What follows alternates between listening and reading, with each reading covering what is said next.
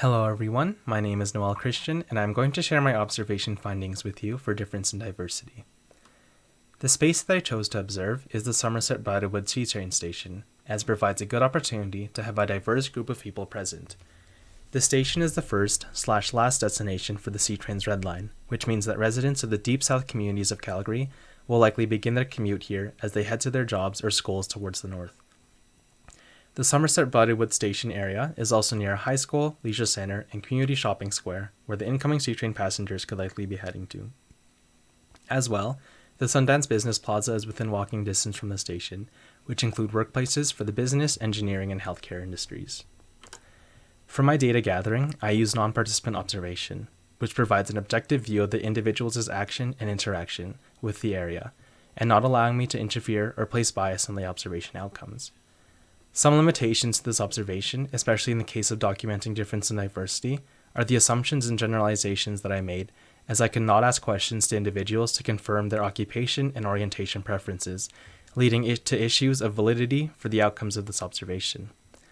Some challenges to my observation were time, as it was before classes and a 9 a.m. workday began, making it difficult to differentiate between students and working professionals. Also, because of the COVID-19 pandemic introducing working and learning from home, as well as establishing guidelines for public transportation use, I may not have gotten an accurate representation of actual transit riders on a normal day. I chose to observe from 8 a.m. to 8:30 a.m. on a weekday because it would be a time frame that would have a large volume of riders for those getting to work and school before 9 a.m.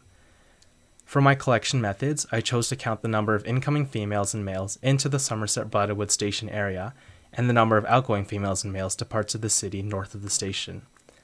This, in combination with the time that I observed, would represent the number of people total who were either students or working professionals using the transit system as their method of transportation.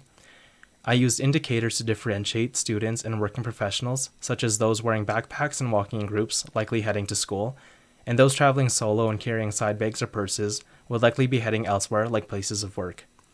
I would have liked to document the number of visible minorities to support the claim that Calgary is diverse in terms of its ethnic composition, but the use of face masks because of COVID-19 and the cold weather made this difficult. Observing within my time frame, I was able to count 174 individuals total, 63 of which were incoming to Somerset Bridlewood Station, and 111 of which were getting on the train outgoing from the station. When we look at the total of female and male riders, there is no overwhelming difference. The biggest difference that I was able to spot was the difference in workers. 60% of outgoing workers were female, and 64% of incoming workers were female. This could indicate that more women are entering into the workforce as transit systems become more efficient and workplaces are more accessible from our neighborhoods. Transit stations are an urban area where we can see how increasing access to our city through our extensive transportation network can open new opportunities for us. Considering public transit and the capabilities approach, we begin to see our transit system as an asset linking us to the city for education and work opportunities. C-train stations should be looked at as areas that enable access for all peoples so that they may be included in the opportunities that are presented with access to the city. Although C-train stations may be an area with little barrier to access, marginalized groups, such as the homeless population, may still be subject to exclusion at these stations. Some measures are taken to target these populations, such as high surveillance and benches that prohibit them from laying down.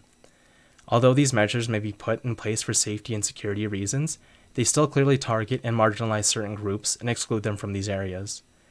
Transit stations still work towards being inclusive areas, especially to those with disabilities, as we can see with the kneeling buses, ramps, and handicap assistant buttons to open doors and call for assistance. As well, public transit has subsidized passes for those who need them, such as low-income monthly passes and student passes. When considering gender and planning, the high number of female workers observed using public transit show that the city becomes increasingly smaller with an increase in transportation efficiency, allowing women to maintain professional work lives and home lives as well. The Somerset Bridlewood Station also shows how community planning has worked towards providing areas of living, working, and access to services all in close proximity. Thank you for watching my video, and I hope you have a good day.